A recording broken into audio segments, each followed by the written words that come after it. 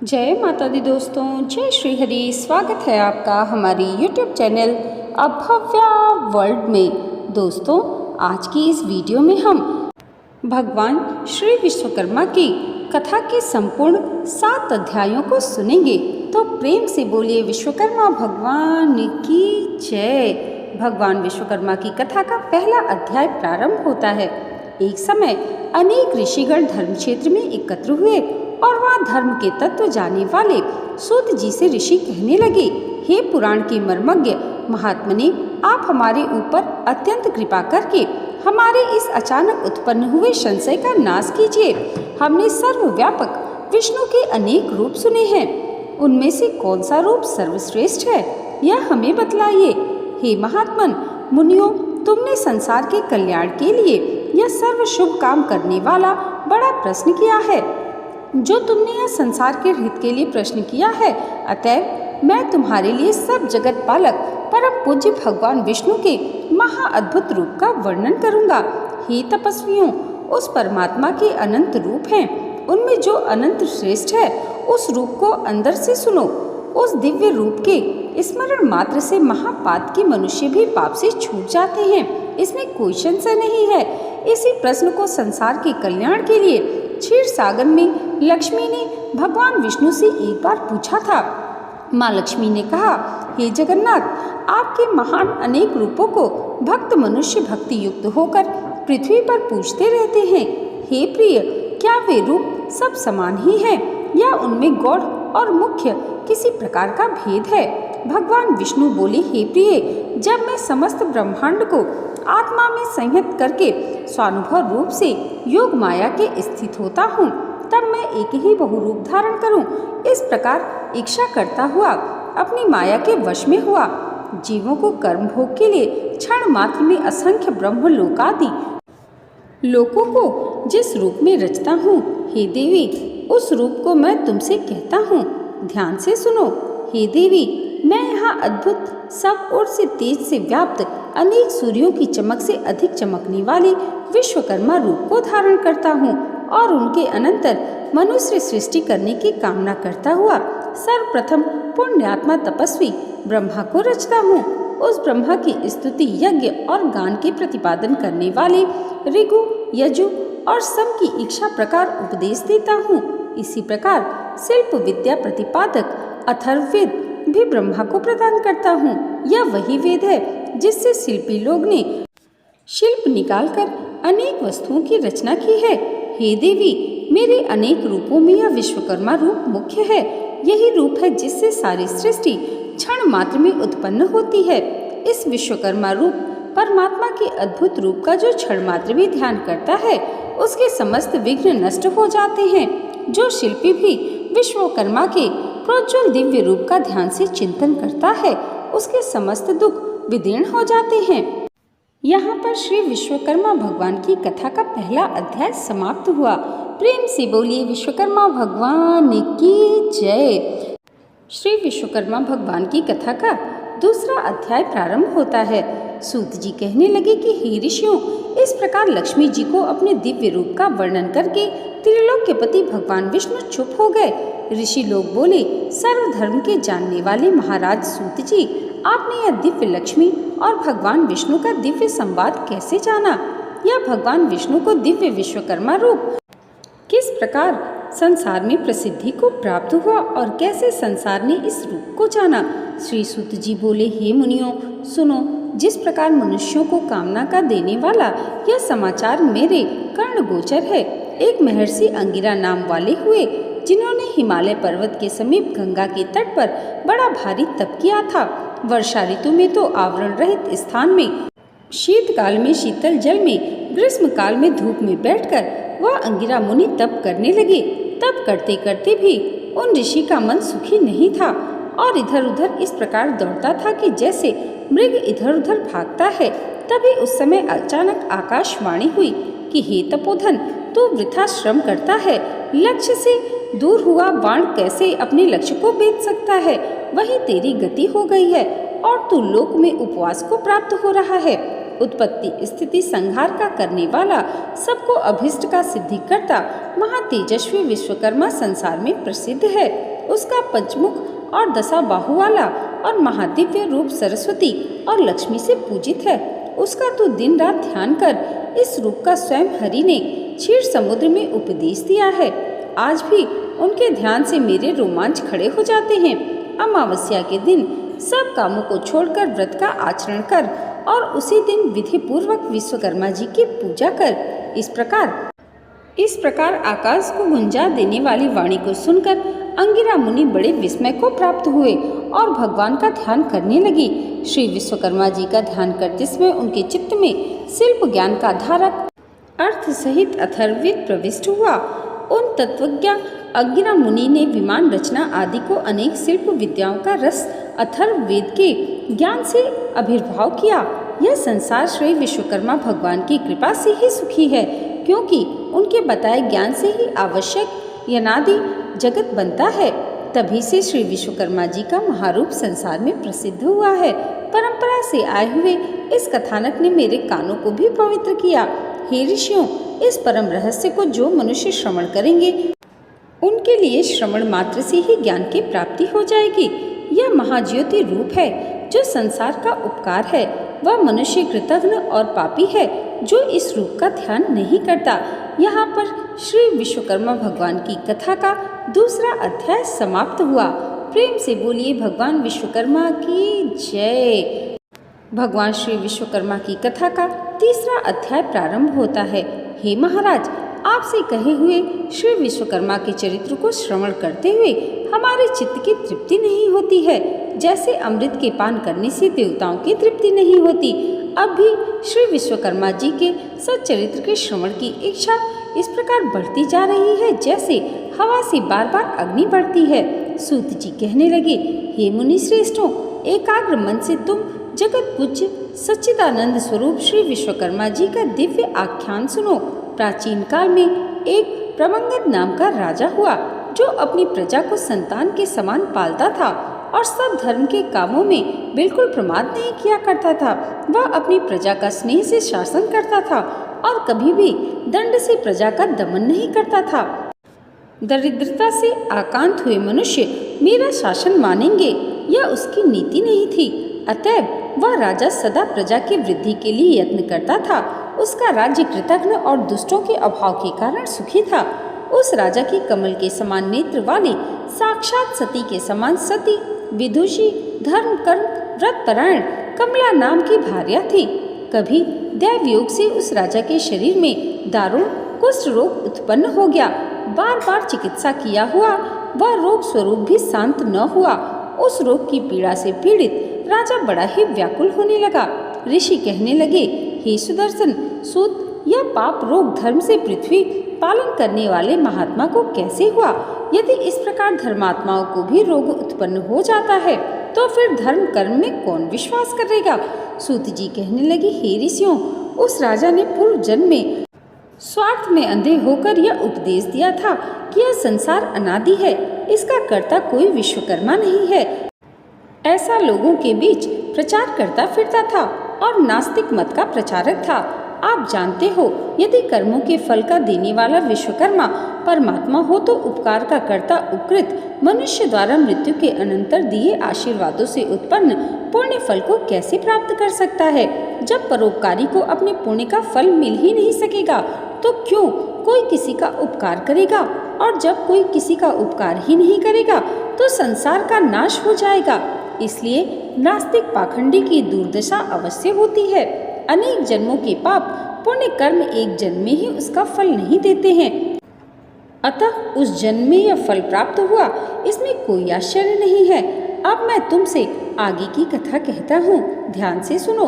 कभी उस राजा को अधिक व्याकुल देखकर उसके दुख से दुखी हुई पतिव्रता बेचारी रानी बोली, हे राजन, बड़ा तेजस्वी हमारा कुल पुरोहित अचानक अक्षय रोग से व्याप्त हुआ और बिल्कुल अंधा हो गया। उसे उपमन्यु पुरोहित ने अपने अतीन्द्रिय ज्ञान से देखा तो यह प्रतीत हुआ कि उसे अमावस्या को व्रत कर और श्री विश्वकर्मा जी का पूजन करना चाहिए। तब से ही उस पुरोहित ने सब कामों को छोड़कर विधि पूर्वक व्रत किया। व्रत के दिन ब्रह्मचारी रहता है और फलाहार करता तथा धर्म चर्चा में लीन रहता था। उस व्रत प्रभाव के कारण पुरोहित को दिव्य दृष्टि की प्राप्ति हुई और बुढ़ापे में भी उसको देखने की दृष्टि नष्ट नहीं हुई। हे महाराज, मैं दीनता के साथ प्रार्थना करती हूँ कि आप भी दीन पालक श्री विश्वकर्मा की शरण में जाइए, जिससे इस दुख से आपको छुटकारा मिले। राजा बोले, हे प्रिय, तुमने ठीक कहा है। इसको सुनकर मेरा चित्त बड़ा ही प्रफुल्लित हो रहा है और मुझे निश्चय सा हो रहा है कि भगवान श्री विश्वकर्मा के व्रत से रोग की अवश्य निवृत्ति होगी, क्योंकि किसी भी कार्य की सिद्धि को चित्तोत्साह प्रथम ही कह दिया करता है। सूत जी कहने लगे कि उस दिन से लेकर वह राजा प्रतिदिन श्री विश्वकर्मा जी का पूजन और वंदन करके भोजन करने लगा। अमावस्या के दिन सब कामों को छोड़कर व्रत विश्वकर्मा जी का पूजन और व्रत कराना चाहिए। यहाँ पर श्री विश्वकर्मा भगवान की कथा का तीसरा अध्याय समाप्त हुआ। प्रेम से बोलिए विश्वकर्मा भगवान की जय। भगवान विश्वकर्मा की कथा का चौथा अध्याय प्रारंभ होता है। सूत जी कहने लगे, हे मुनियों, मैंने तुमको श्री विश्वकर्मा जी के अद्भुत चरितामृत का पान कराया है। अब आगे जगत को विस्मय करने वाले चरित्र का वर्णन करता हूँ। जगत में धर्म के व्यवहार से चलने वाले संतोषी कोई इस्तकार और उसकी पत्नी वाराणसीपुरी में रहते थे। अपने कर्म में कुशल बुद्धिमान वह इस्तकार बड़ा व्याकुल हुआ। अपने पर्याप्त निर्वाह के योग्य वृत्ति की खोज में दिन रात लगा रहता था। इस प्रकार लालच में पड़ा और सतत प्रयत्न करने के बाद भी कठिनाई से भोजन और आच्छादन ही प्राप्त कर सकता था। उस साहूकार की स्त्री पुत्र न होने के कारण नित्य सोच करती रहती थी कि मालूम नहीं बुढ़ापे में कैसे निर्वाह होगा। इस प्रकार चिंतातुर वह स्त्री की इच्छा से मंदिरों में महंतों के पास व्याकुल होकर मंत्र तंत्र आदि से पुत्र के अर्थ घूमने लगी। दाढ़ी मूछ जिनके मुख पर बढ़ रही है, ऐसे ऐसे आडंबरी पाखंडियों के निकट भी वह दिन रात दौड़ती फिरती थी, परंतु उसकी कामना कहीं भी सिद्ध नहीं होती थी। कास कूस यमुना की बालू में जल के भ्रम से दौड़ती मृगी की तरह उसकी दशा हो रही थी। कोई ठग मयूर वृक्षों की बनी हुई मोर छल के छाड़े से उसको बहकाता था और कोई भोजपत्र पर जंतर लिखकर उसको भुलावा देता था। कोई धूर्त उसको कहता कि मेरी देह में अमुक देवता आते हैं, वह प्रसन्न हो तेरे लिए वर प्रदान करेगा, यह कहकर श्वेत भस्म देकर घर भेज देता था। इस प्रकार सोच्य दशा को प्राप्त हुए दोनों स्त्री पुरुष बड़े ही दुखी थे। उनको दुखी देखकर एक पड़ोसी ब्राह्मण बोला, हे रत्कार, तू क्यों इधर उधर भटकता फिरता है? मेरी बुद्धि में तो सब तरह से मूर्ख प्रतीत होता है। तो वृथा ही शिखा और यज्ञोपवीत को धारण करता है और तेरी भार्या भी बिल्कुल ही मूर्ख है, इसमें कोई संदेह नहीं। इन मिथ्या उपायों से संतान उत्पन्न नहीं होती और न धन मिलता है और न कुछ भी सुख प्राप्त होता है। यह तो व्यर्थ की भागदौड़ है। वे मनुष्य अज्ञानी है जो इस प्रकार के व्यर्थ उद्योगों से अपने मनोरथ सिद्ध करना चाहते हैं। कहीं व्यर्थ उद्योग करने पर भी मनोरथ सिद्ध हुए हैं क्या? इन मनुष्यों से अधिक वे मूर्ख हैं जो मलेच्छों की फूंक की अग्नि ज्वाला से अपनी संतान का जीवन होना समझते हैं। मलेच्छों की फूंक से दग्ध हुए कुमाता के पुत्रों की फिर धर्म शास्त्र के अनुकूल उत्तम बुद्धि उत्पन्न नहीं हो सकती है। इसलिए तू सब वृथा के उपायों को छोड़ दे और केवल दयालु श्री विश्वकर्मा की शरण को प्राप्त हो। हे श्रेष्ठ पुरुष, विश्वकर्मा की कृपा से तेरी अवश्य सिद्धि होगी। समस्त दुखों के नाश करने में श्री विश्वकर्मा के अतिरिक्त अन्य कोई भी समर्थ नहीं है। कर्मों के फल प्रदान करने वाले वह विश्वकर्मा परमेश्वर स्वतंत्र हैं और आगे पीछे करके कर्मों के फल देते रहते हैं। यदि तेरी यह दुर्दशा अपने बुरे कर्मों के कारण हो रही है तो वह विश्वकर्मा रूप ईश्वर अन्य योनियों में भी फल दे सकता है, क्योंकि वह सर्वशक्तिमान है। ईश्वर कर्मों के फल स्वरूप सुख दुख देते हैं और इस सुख और दुख के साधन उसके पास बहुत सारे हैं। उसके पाप केवल दुख देने के लिए निर्धन या निसंतान बना देना साधन है। इसलिए तू सब कामों को छोड़कर अमावस्या को व्रत कर और जितेंद्रिय रहकर भक्ति से विश्वकर्मा भगवान का श्रवण किया कर। जितना हो सके उतना दान, अध्ययन, परोपकार के कार्य आदि करता रहे। इस प्रकार ब्राह्मण के वचनों को सुनकर उसके नेत्र खुल गए। उस परोपकारी ब्राह्मण के चरणों को देर तक स्पर्श करके वह श्री विश्वकर्मा जी का ध्यान करता हुआ अपने घर को चला गया। उस दिन से लेकर वह धर्मात्मा श्री विश्वकर्मा जी के चरण कमलों की शक्ति में लीन रहने लगा।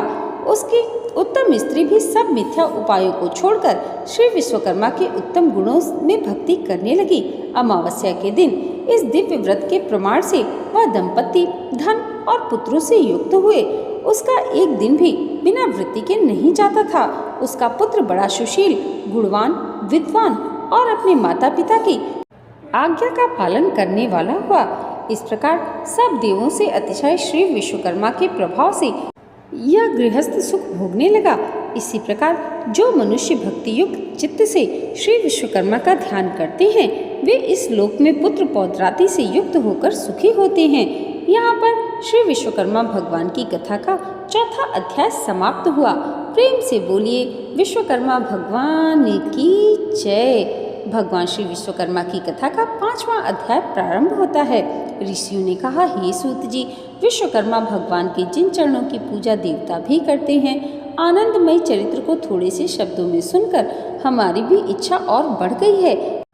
जिस प्रकार से हवन की अग्नि प्रचंड होती जाती है, ठीक उसी प्रकार ज्यों ज्यों हम विश्वकर्मा भगवान का चरित्र सुनते हैं, त्यों त्यों उसके सुनने की इच्छा और भी बढ़ती जाती है। सूत जी बोली, हे मुनि लोगों, आप लोग ने विश्वकर्मा के चरित्र को सुना, जिसके सुनने से देवता भी नहीं अघाए। एक बार नैमिषारण्य में मुनि और सन्यासी लोग एकत्र हुए और अपने अमिष्ट की प्राप्ति के लिए एक सभा की। विश्वामित्र कहने लगे कि हम लोगों के आश्रमों में दुष्ट कर्मों के करते हुए राक्षस लोग यज्ञ करने वाले मुनियों के आसपास ही बड़े बड़े मनुष्य को अपना ग्रास बना लेते हैं।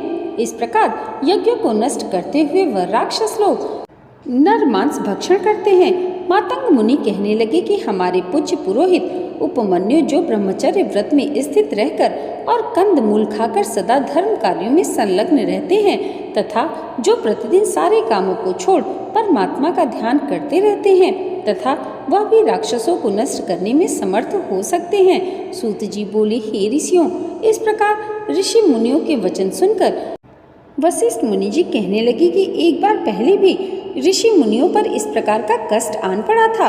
उस समय वह सब मिलकर स्वर्ग में ब्रह्मा जी के पास गए। चतुर्भुज ब्रह्मा जी ने पद्मासन लगाए हुए शांत भाव से ध्यान अवस्था में उन्होंने ऋषि मुनियों को देखा, जो दुख से छुटकारा देने वाले शिव रूप भगवान का ध्यान कर रहे थे। उन प्रभु जो सबके पिता हैं, यह सब बात आदि से अंत तक जान ली और ऋषि मुनियों को दुख से छुटकारा पाने के लिए विश्वकर्मा भगवान की कथा का उपदेश दिया। सूत जी बोली, हे ऋषियों, इस प्रकार उनके वचन सुनकर विश्वामित्र मुनि को बड़ा ही आश्चर्य हुआ और वह जरा निकट आ गए। तब ब्रह्मा जी के बताए हुए और पक्के सुख के उपाय को सुनकर विश्वामित्र मुनि मन को प्रसन्न करने वाले वचन कहने लगे। विश्वकर्मा मुनि बोले कि मुनि लोगों, आप लोग वशिष्ठ के कथन को सुनो।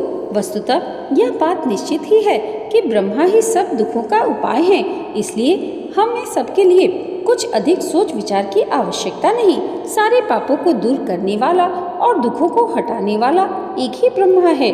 सूत जी बोले, ऋषि लोगों ने ध्यान पूर्वक सुना और मधुर वाणी से कहने लगे कि विश्वकर्मा मुनि ने ठीक ही कहा है कि ब्रह्मा की ही शरण जाना उपयुक्त है।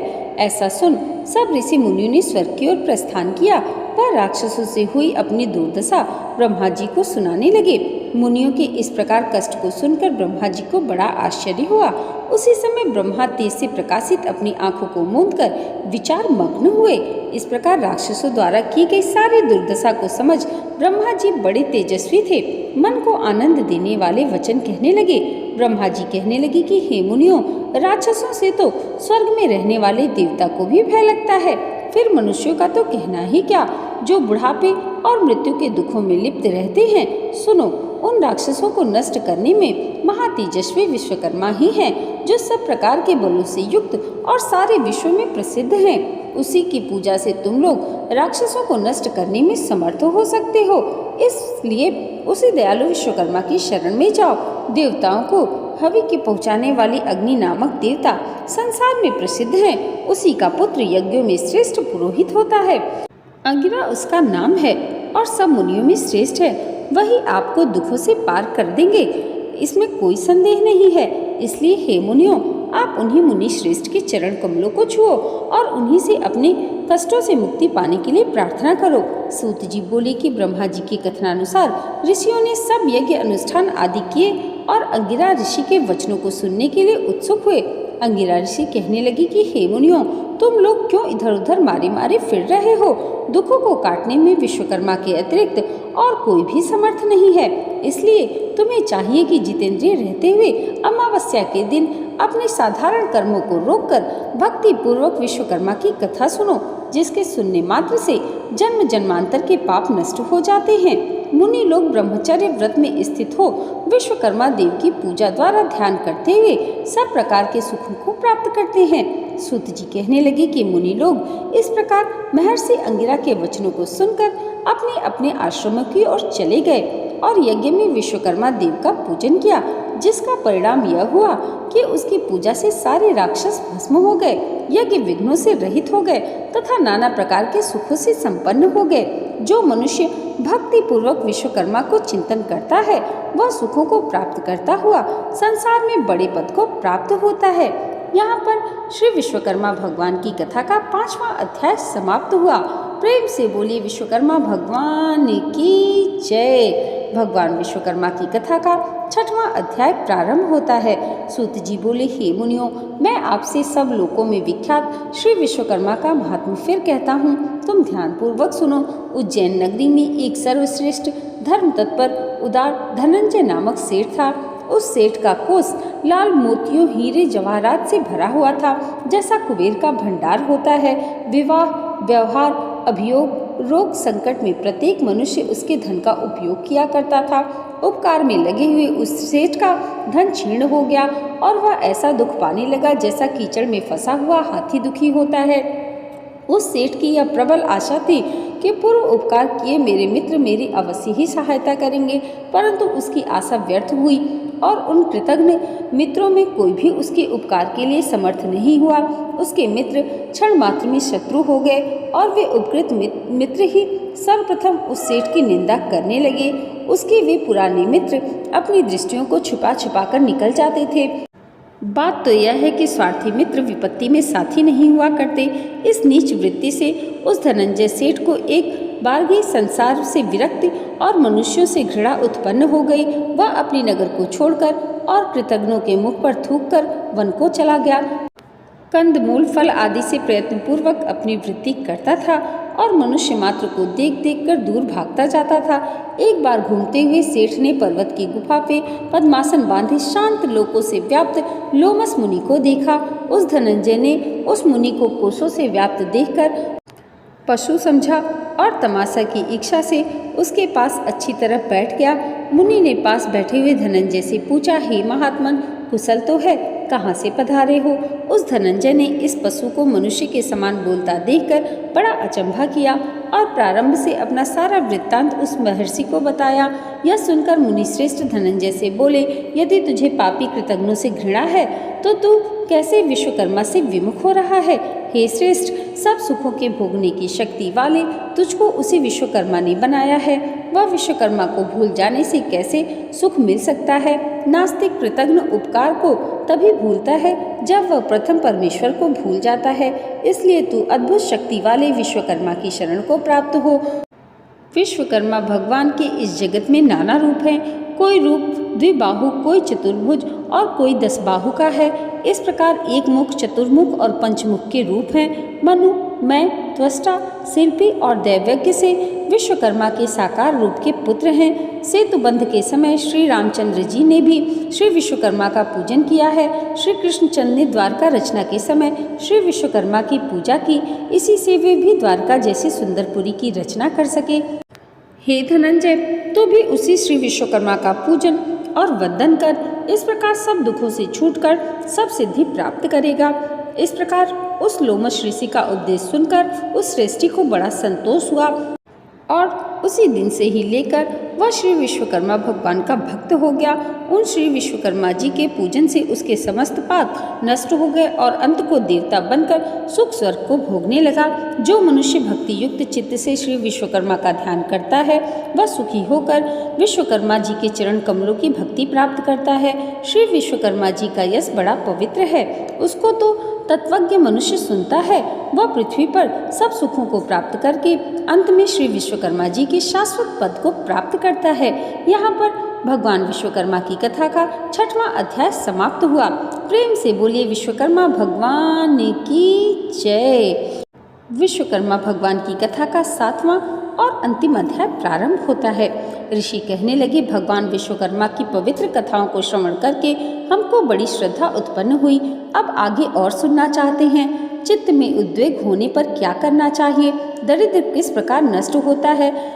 मृत्यु के समान अर्थात जिस स्त्री के उत्पन्न होकर बालक मर जाते हैं उसकी शांति का क्या उपाय है? हे तपोधन, पहले जन्म में किए गए पाप इस जन्म में फल देते हैं। रोग, दुर्गति, अमिष्ट वस्तुओं का नाशक और समसेत पीड़ाओं के हरण करने वाले भगवान विश्वकर्मा के पूजन को कहता हूँ। दूध पीने वाले छोटे बालकों का, तरुण बालकों का मरना, वत्सा स्त्री का शांति के लिए और चित्त का वैकल्प दूर करने के लिए भगवान विश्वकर्मा का पूजन करना चाहिए। प्राचीन काल में रथंतर कल्प में एक दंत वाहन नाम का राजा हुआ। वह सूर्य के समान प्रभावशाली, लोकों में प्रसिद्ध था। उसी का कृतवीर्य नाम का एक प्रतापी पुत्र हुआ जो 7 द्वीपों पर्यंत पृथ्वी पर शासन करता था। उस राजा के 11 पुत्र पूर्व जन्म में किए पाप के वश में पैदा होते ही नष्ट हो गए। तब जो रानी को शोक करती हुई पृथ्वी पर पछाड़े खाती हुई रुदन करने लगी और राजा से बोली कि मैं अपने यौवन को नष्ट करके पुत्रहीन कैसे धैर्य धारण करूं। तब राजा अपनी स्त्री को संतोष दिलाकर गुरु के घर गया और प्रणाम कर बोला, हे भगवान, मेरे पुत्र होकर मर जाते हैं। यह किस दिन की मुझसे अवहेलना हुई है, सो कहिए, क्योंकि दिन रात उत्पन्न हुए पुत्रों को याद करके रानी अत्यंत रुदन करती है और धैर्य धारण नहीं करती है। गुरु बोले, हे राजन, अब बहुत शोक मत करो। तुम्हारे एक वंश को बढ़ाने वाला चिरंजीवी पुत्र होगा। देवों के देवेश भगवान विश्वकर्मा का पूजन करो। उनके प्रसन्न होने पर अवश्य फल की प्राप्ति होगी। उनकी पूजा के आगे अन्य देवों की पूजा से क्या। तब राजा ने धर्म से दृढ़ होकर अपनी पत्नी सहित भगवान विश्वकर्मा का पूजन किया। वस्त्र आभूषणों से ब्राह्मणों को संतुष्ट किया। तब भगवान विश्वकर्मा के प्रसन्न होने पर उसकी स्त्री ने गर्भ धारण किया और 10वें महीने में सुंदर से पुत्र को जन्म दिया। तभी से वह विश्वकर्मा का महीने महीने में पूजन करने लगा। अंत में वैकुंठ को गया। मृत वत्सा को शक्ति के लिए चित्त का भ्रम होने पर विश्वकर्मा प्रभु का अर्चन करना चाहिए। ऐसा करने से मनुष्य की इच्छाएं पूर्ण होती हैं। दरिद्रता का नाश, बाल पीड़ा और दुस्वप्न का भय नहीं होता। यहाँ पर श्री विश्वकर्मा भगवान की कथा का 7वां अध्याय समाप्त हुआ। प्रेम से बोलिए विश्वकर्मा भगवान की जय। दोस्तों, आज की वीडियो अगर आपको अच्छी लगी हो तो कमेंट बॉक्स में जय विश्वकर्मा भगवान ज़रूर लिखिएगा और इसे लाइक और हमारे चैनल पर पहली बार आए हैं तो सब्सक्राइब करना मत भूलिएगा। भगवान विश्वकर्मा की कृपा आप सबके जीवन पर सदैव ऐसे ही बनी रहे, इसी मंगल कामना के साथ मिलते हैं अगली वीडियो में। तब तक के लिए जय माता दी, जय श्री हरि।